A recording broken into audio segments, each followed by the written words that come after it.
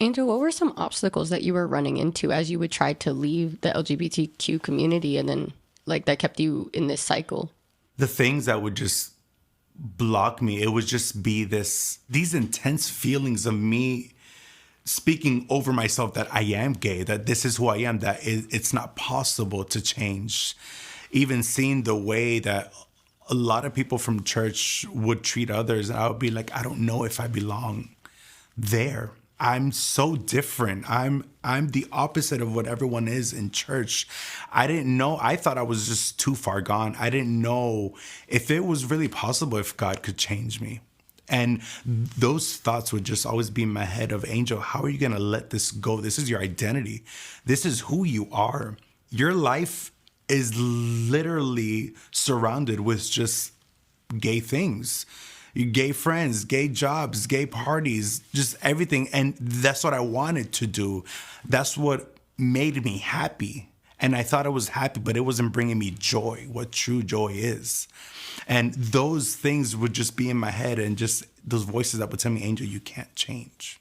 You could try, you can go back to church, you can do this, but you can go and you're going to come back to your normal life and still have the same feelings and desires. And those voices were the things that would tell me, just don't even try anymore. And I remember in April 2016, I broke down. I was in my room. I remember I'm on my bed just laying down, and I was just talking to the Lord, because I still had this connection that I couldn't understand with Jesus. I couldn't understand how, being in the lifestyle, I didn't think that it could happen until I experienced it myself. And I was just on my bed laying down, and I was talking to the Lord, and I was telling him, I love you.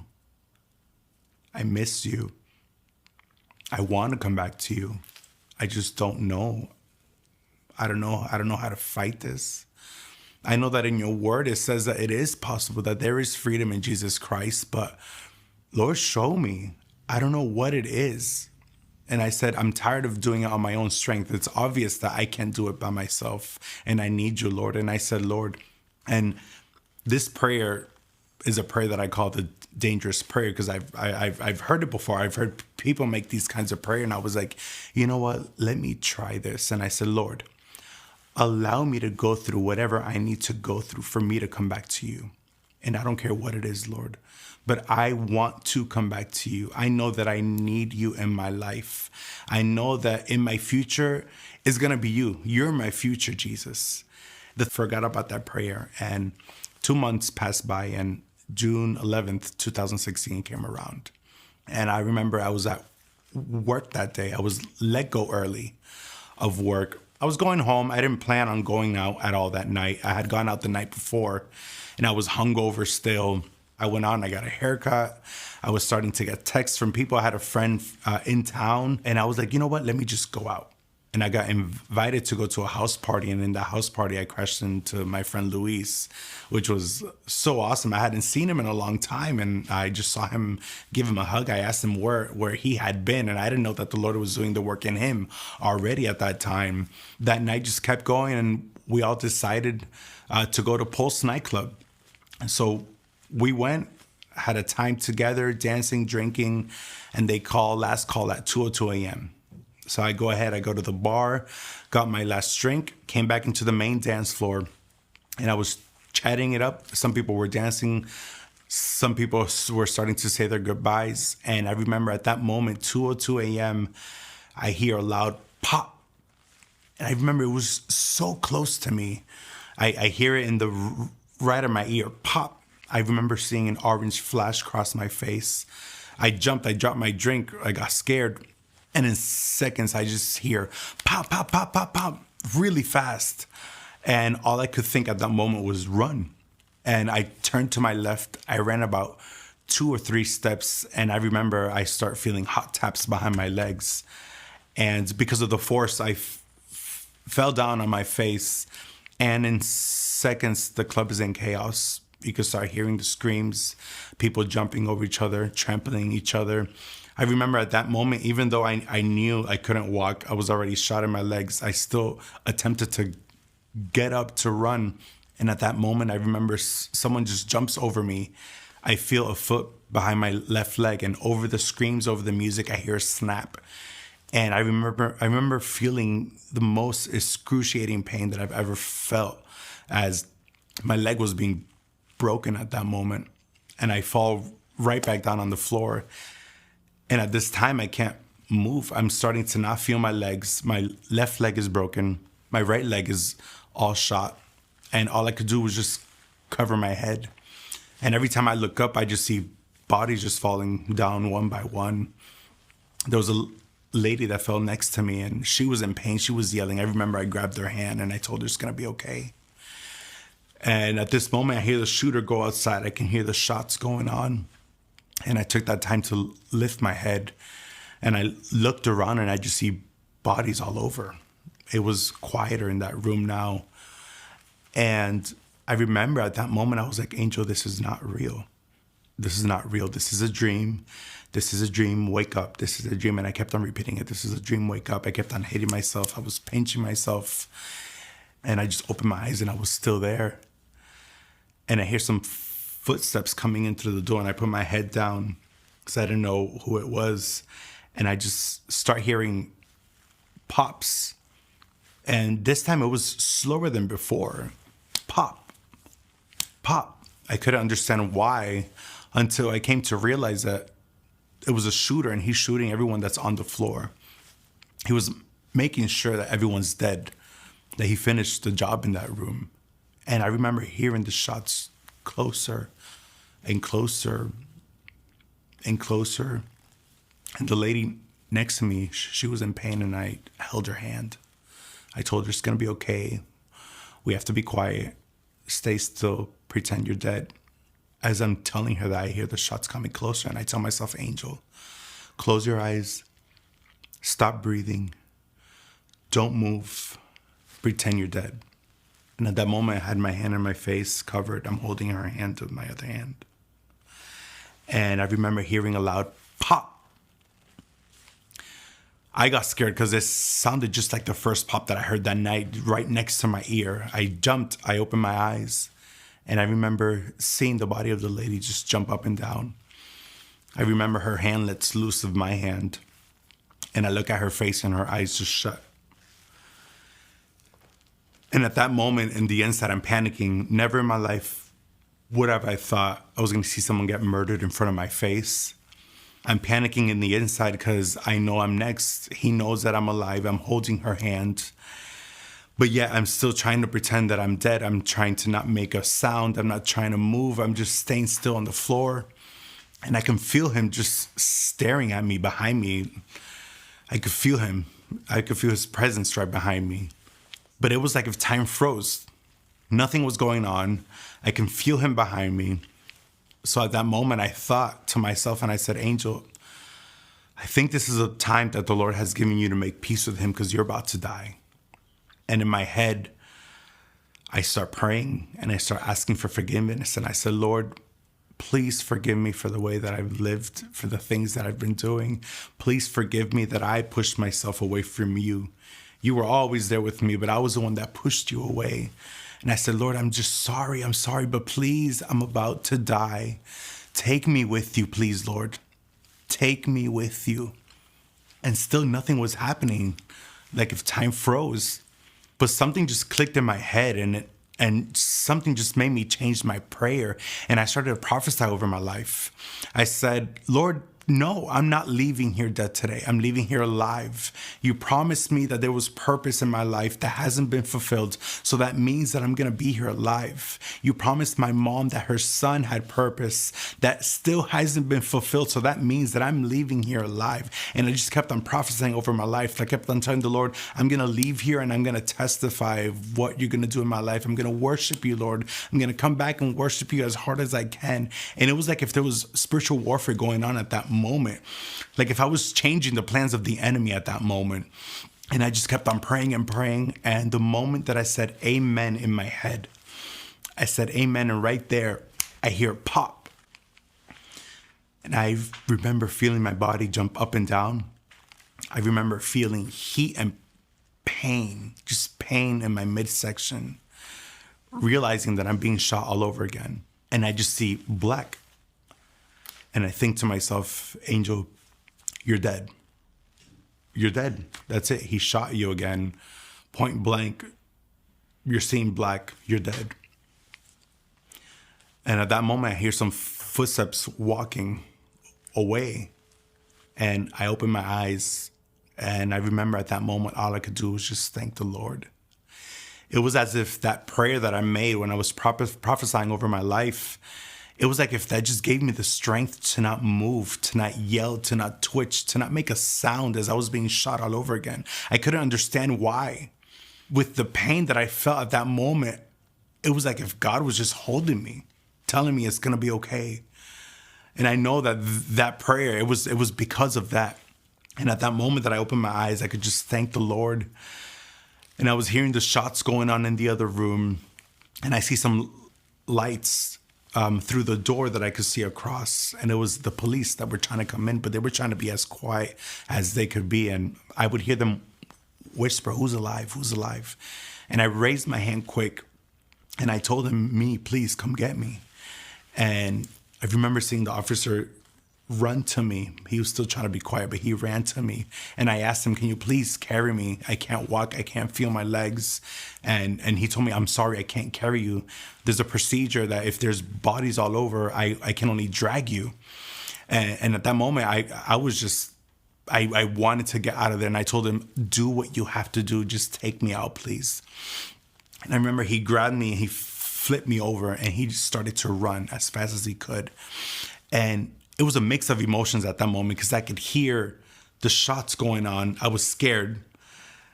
And I would tell him, run to get me out of here. Yeah, I had a sense of relief of him pulling me out of there. But at the same time, I'm in pain because now I'm being dragged over the glass that's on the floor. And I could feel the glass cutting my legs open even more than what they were. But still, I was telling him, run, get me out of here. And I made it outside. And by God's grace, I could just thank the Lord at that moment. I just kept on thanking him, "Lord, thank you. Thank you, thank you." He dragged me across the street. So much was happening at that moment. I remember the ambulances had come in at that moment and they grabbed me. And it was starting to become a blur at that moment. They put me in the ambulance. They went into the hospital that was only a block away. Thank God it was only a block away. And I made it inside the hospital. And it was chaotic in there. And at one moment, I was just in the side in a bed. I'm bleeding out, but I'm seeing all the nurses run. And I remember hearing them yell code silver. And that code is that there's a shooter in the hospital. So they're panicking, and what they have to do is now they have to protect themselves. So now I'm pushed away in a corner. I'm bleeding out because they're trying to protect themselves. But thank God it was a false alarm, so they ran right back. Because of the blood that I was losing, it was just a blur at that moment. And at 10:30 a.m. was when they could finally take me into surgery. And I remember I blacked out. As I was opening my eyes, I was being strolled into my room after surgery, and I remember seeing my mom, my sisters, my dad, and I could just thank the Lord that he gave me another chance to see my family again.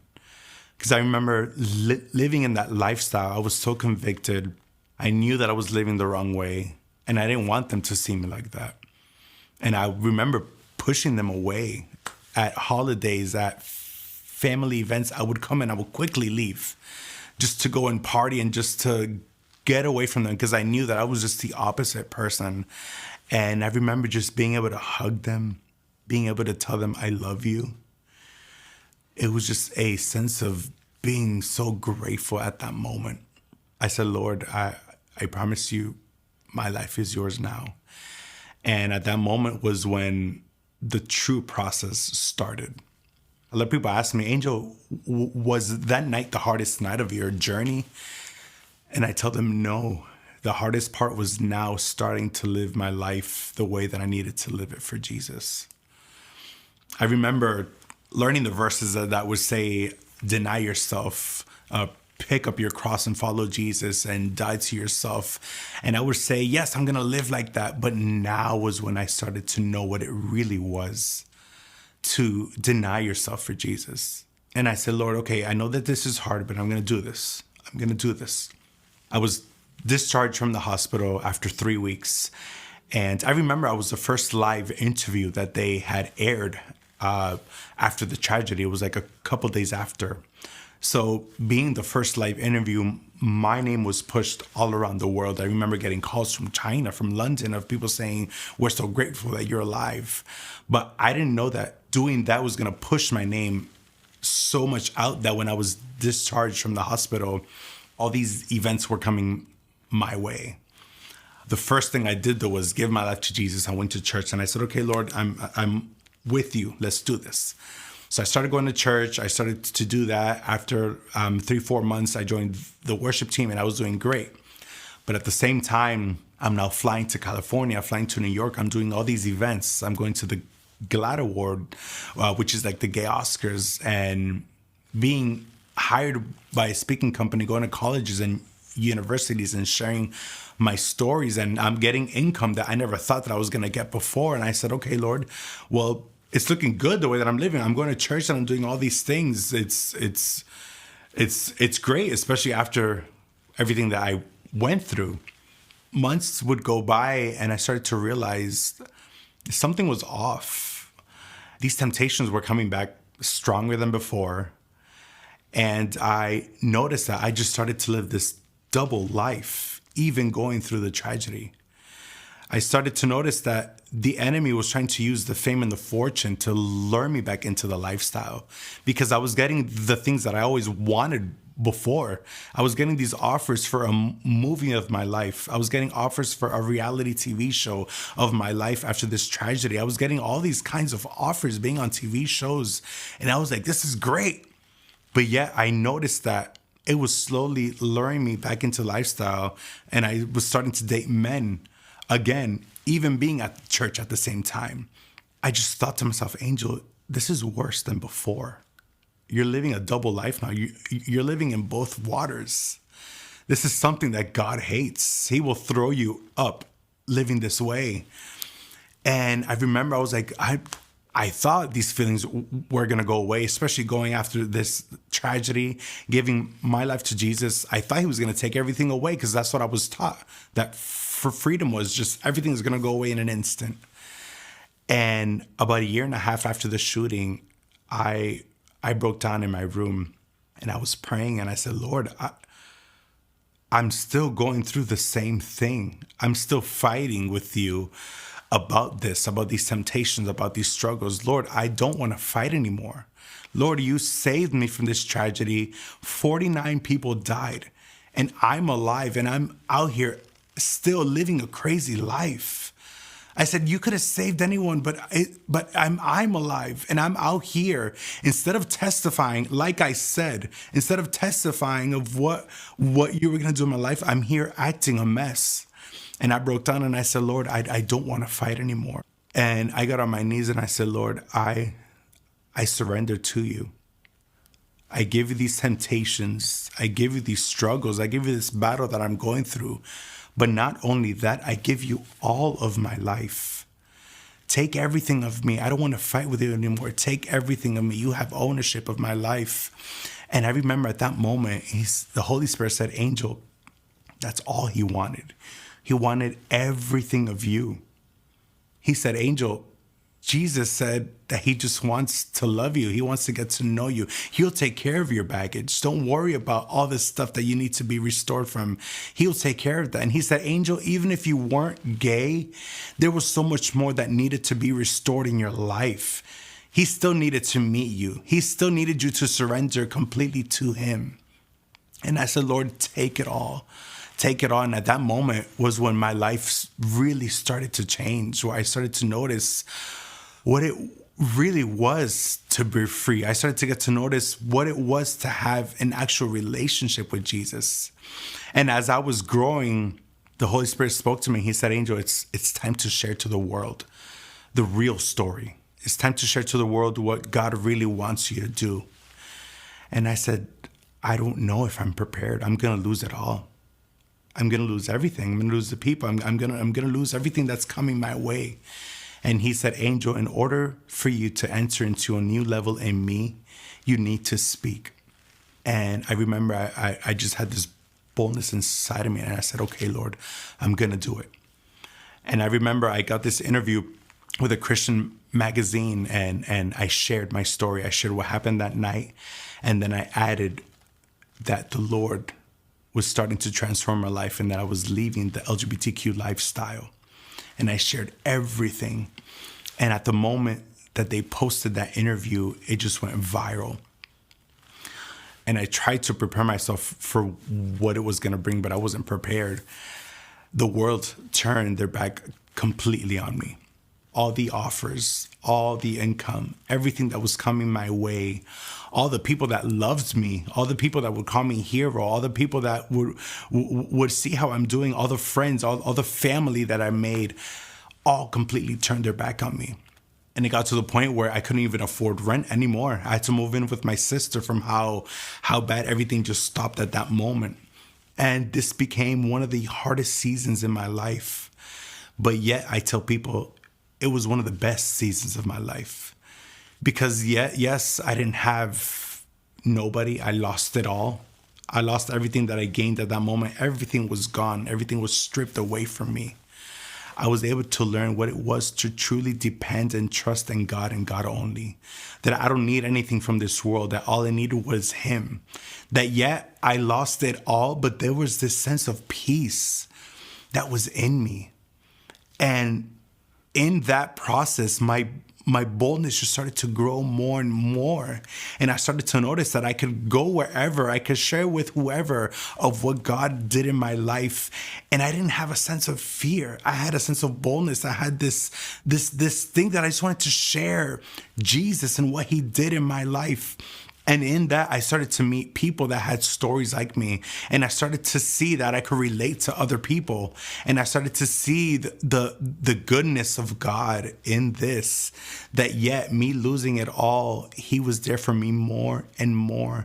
And I was able to learn what the heart of the Father was.